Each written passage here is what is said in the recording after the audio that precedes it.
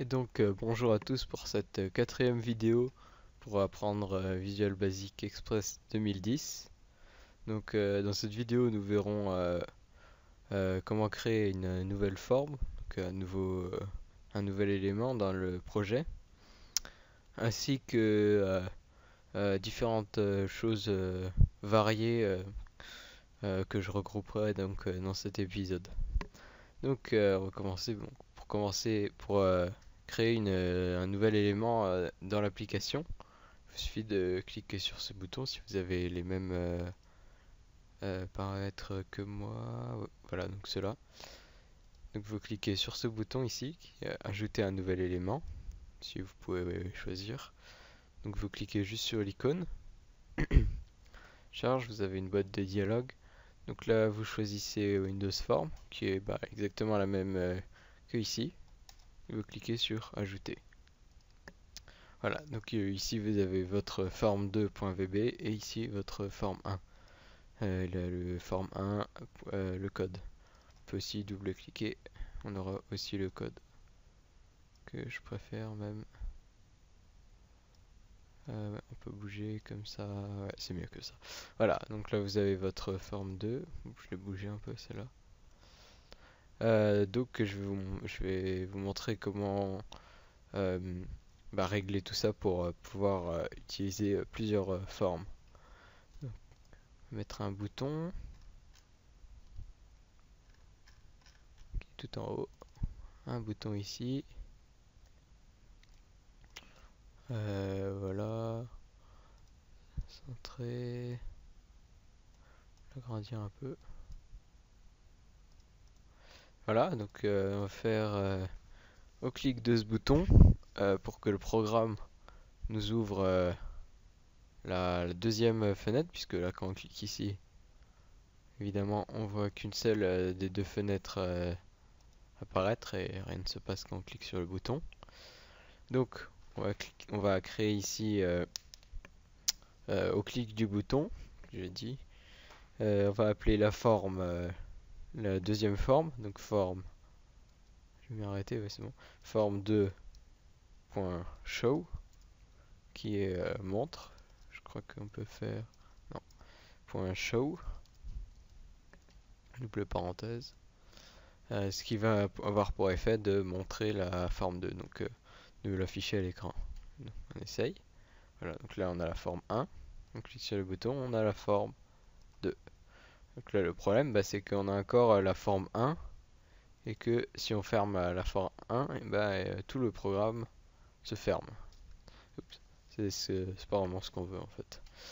Donc, pour cacher la forme 1, si on fait end, ça va avoir pour effet de arrêter le processus. Donc voilà, bon, on a vu rapidement la forme 2 qui s'est ouverte, mais elle se refermait instantanément parce que le programme a tout de suite refermé. Donc end, en fait, ça arrête le processus. Ouais, donc le processus, donc ça arrête toutes les formes, ainsi que tout le projet. Donc pour remédier à ça, on va faire form 1.hide. Mais là, regardez, là, ça va nous générer une erreur. Voilà. Donc là, il nous dit ne peut se référer à lui-même via son instance par défaut. Utiliser me à la place. Donc là, en fait, vu qu'on est dans la forme 1, il faut dire me.hide. Donc ce qui veut dire forme 1.hide. Et là, c'est bon, là, c'est corrigé. Donc là, on réessaye. Pardon. Bouton, et voilà. C'est bon, on a notre forme 2 qui se ferme. Par contre, j'ai beau fermer celle-là, et voilà, on voit encore le processus qui est allumé. Donc là, je l'arrête.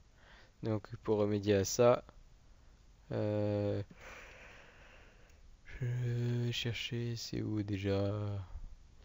Ah, je sais plus le nom. Pas propriété, non, c'est ça. Liste d'explorateurs, de solutions. Mince, je sais plus le nom. Page de propriété, je sais pas pourquoi il veut pas que je l'affiche. Tiens. Ah oui, voilà, propriété, c'est ici, j'ai cherché au mauvais endroit. Donc vous allez dans projet, propriété de Windows application 1, enfin le nom de votre application. Je vais d'ailleurs enregistrer pour éviter d'avoir... donc là, en fait, là, vous avez différentes options.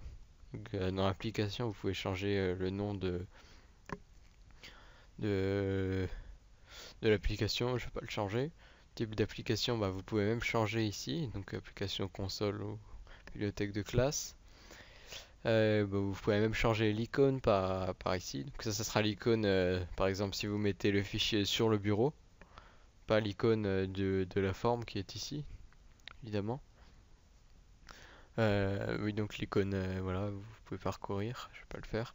Et là, voilà, donc là, on a la propriété qui nous intéresse, qui est formulaire de démarrage. Donc là, par défaut, on a forme 1. Non, on peut changer en fait, forme 2. Si je fais ça, on a bien la forme 2 qui s'ouvre. Par contre, je peux pas ouvrir la forme 1 avec ça. Donc, on va remettre à forme 1. Euh, enregistrer, que je cherche où c'est, ressources, paramètres, signature, extension. Après là on a les extensions, enfin les paramètres qui sont, bon, on verra dans un autre épisode. Par contre je cherche où c'est, ah voilà, oui, j'avais pas vu, on peut descendre, voilà, ouais, pardon. Vu que d'habitude je l'ai en fenêtre pleine, là je le mets en fenêtre diminuée, décidément aujourd'hui. Alors mode d'authentification Windows, ça j'y reviendrai dans un autre épisode. Ça, bah, activer les styles visuels XP, c'est pour bah, les ordinateurs, les vieux ordinateurs XP. Mode d'arrêt, alors là ça aussi ça nous intéresse. La fermeture du formulaire de démarrage, donc c'est-à-dire dès qu'on ferme le formulaire de démarrage, donc qui est la forme 1, enfin dès qu'on la ferme, en fait elle n'est pas fermée, elle est en arrière-plan. Mais ça va arrêter le processus, sauf que là on ferme que la forme 2, donc voilà, évidemment le processus ne s'arrête pas. Oups, j'ai bougé. Donc là en fait on va faire la fermeture du dernier formulaire qui est notre forme 2. Si je ferme celle-là, qu'est-ce que j'ai fait de pas bien? Hop. Fermeture du dernier formulaire. Bah oui, comment ça se fait? Oh là là là là. Non, bah alors je sais pas. Ah oui, oui, oui. Oui, je voulais vous montrer autre chose aussi. Oui, donc la forme mi.hide, mais en fait on peut changer en mi.close, qui est pour fermer. Donc là, normalement, ça devrait marcher. À la fermeture du dernier. J'excuse. Voilà, donc là, le forme 1 se ferme. Et on a le forme 2, on ferme le forme 2. Et le processus est arrêté. Donc ça, c'est important parce que si le processus est ouvert, ça utilise la mémoire pour rien des ordinateurs, alors que autant le fermer. Voilà, donc ça c'était pour la forme 2. Évidemment, vous pouvez toujours y accéder si vous fermez la fenêtre, vous pouvez toujours y accéder par ici. Cliquant ici, vous avez design. Voilà, je vais le fermer. Ça, bah, je vais du premier formulaire de démarrage, là c'est bon, je peux fermer. Donc je vais vous montrer d'autres choses qu'on peut faire. Donc les options mi.show, mi.hide, mi. Je sais pas si non on peut pas close. Donc ça, ces options sont valables évidemment pour .hide et .show. Donc, je vais le séparer. C'est valable pour la boîte à outils, donc les éléments de contrôle commun. Tous les contrôles communs, sans exception, je pense. Donc par exemple, le bouton, on peut le cacher, hein. Si je clique ici, je peux faire button one.hide. Voilà, si j'essaye vite fait, voilà, on voit plus le bouton. Il est caché, on peut plus cliquer dessus. Voilà, donc c'est valable pour tous les éléments de la boîte à outils.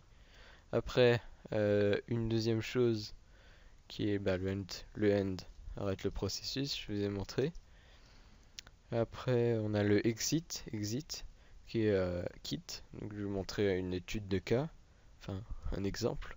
avec if button. Non, on va mettre une text box.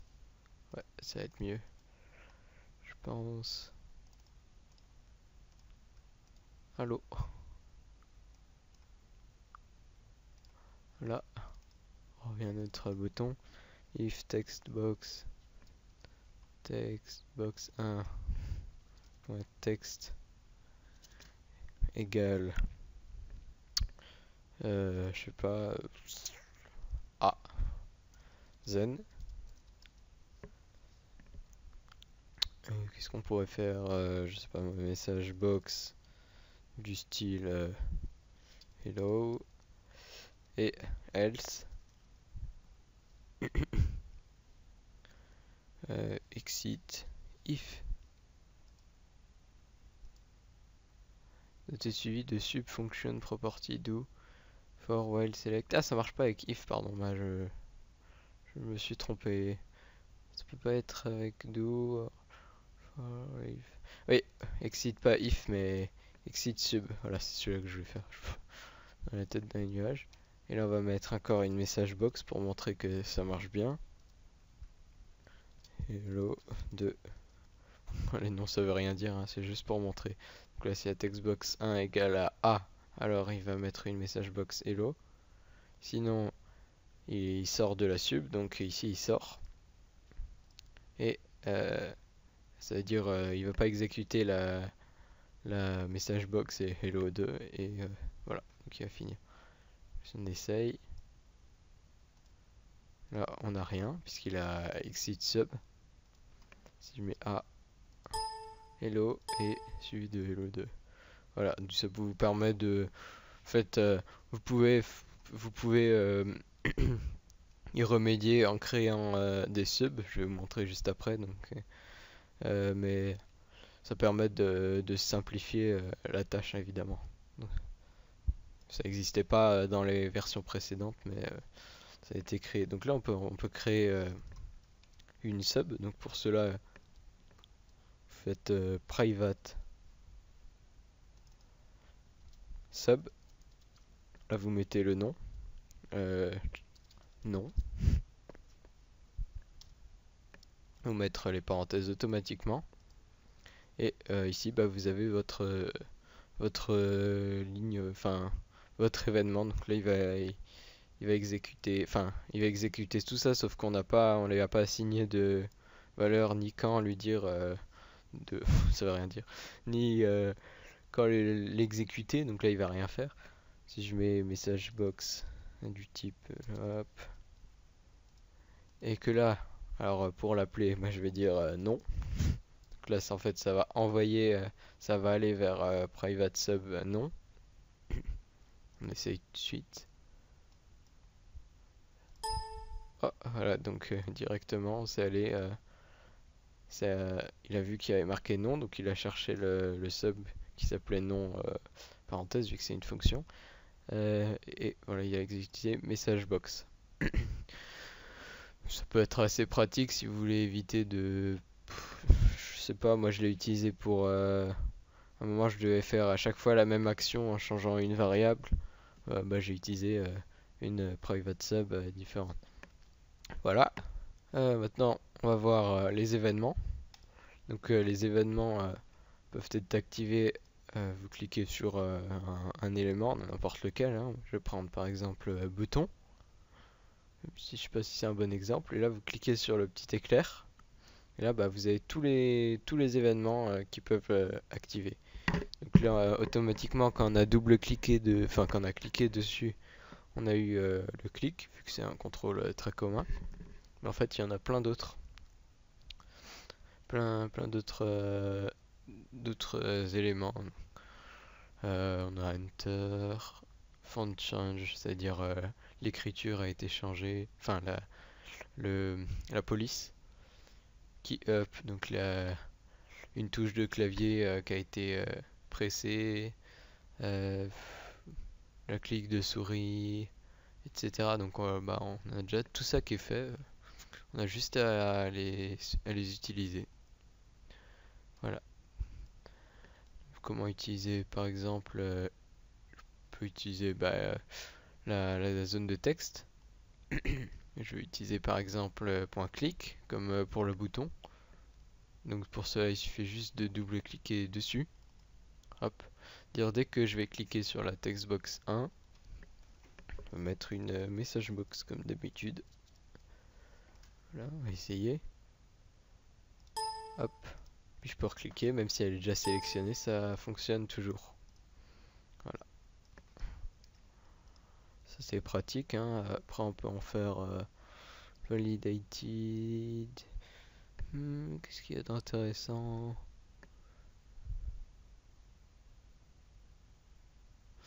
Oui, en double-cliquant aussi, on a le text changed, c'est-à-dire dès que le texte est changé, message box, hop, c'est-à-dire dès que le texte est changé et modifié, voilà, on a un message. Je appuie sur une lettre directement, je peux pas, voilà, donc sinon ça fait un bruit, je peux pas cliquer sur plusieurs, je peux pas écrire plusieurs lettres en même temps. Donc dès qu'elle est modifiée, voilà, on a la message box. Voilà, donc c'est pour ça. Je peux vous montrer un exemple concret comment l'utiliser avec un if. Donc if textbox 1.text, si le textbox 1.text est égal à la valeur code z, donc alors euh, message box code correct. Voilà. Pardon. C'est-à-dire, j'ai même pas, ici c'est vraiment pratique, j'ai même pas appuyé, bah je marque n'importe quoi, ça fonctionne pas. Donc, si je marque code, et voilà, directement on a le code correct. Puis on peut faire forme 1, enfin forme 2.show et voilà, ça peut être assez pratique pour crypter des, euh, des applications avec un mot de passe. Voilà. Après, bah, je vais vous montrer aussi le process.start qui permet d'exécuter un processus. Processus. Donc process.start de parenthèse. Donc là, vous mettez le nom du processus ou alors le nom d'une variable. Par contre, je vais peut-être pas le mettre ici, mais plutôt au bouton process.start. Qu'est-ce que je pourrais lancer? Par exemple, minecraft.exe, donc ça va lancer le fichier minecraft.exe. Je peux fermer puisque j'ai pas d'autres arguments à mettre. On clique sur le bouton, ça charge un peu. Ah, introuvable. Comment ça se fait qu'il ne me l'a pas trouvé? Si le fichier spécifié est introuvable. Peut-être une majuscule, je crois. Je sais pas. Non. Bon, je mets en pause. Donc voilà, je retrouve. J'ai mis une variable pour pas vous montrer là où est mon chemin d'accès. Mais sinon ici vous mettez guillemet, enfin double côte, votre chemin d'accès double côte. Et vous lancez. Et si je clique sur le bouton, on a bien le Minecraft qui se lance. Voilà. Donc c'est pour ça, c'est pour le chemin d'accès. Donc enfin process.start. Mais vous pouvez aussi séparer les éléments. Donc par exemple, vous pouvez lancer une page web. Exemple Firefox. Moi j'utilise Firefox, hein, mais votre navigateur, virgule, www.google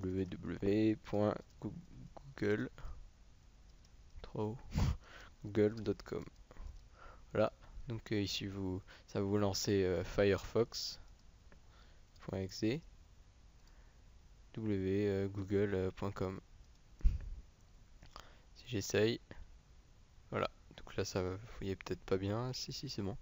Donc là voilà, la page lancée est bien Google. Voilà, donc ça c'était pour le process.start. Vous pouvez séparer les éléments. Après, il y a aussi en fait avec la virgule suivante, c'est pour si vous avez un nom d'utilisateur et la virgule suivante, c'est pour un mot de passe sécurisé. Voilà. Si c'est pour se connecter à un site ou n'importe quoi. Voilà. Process.star.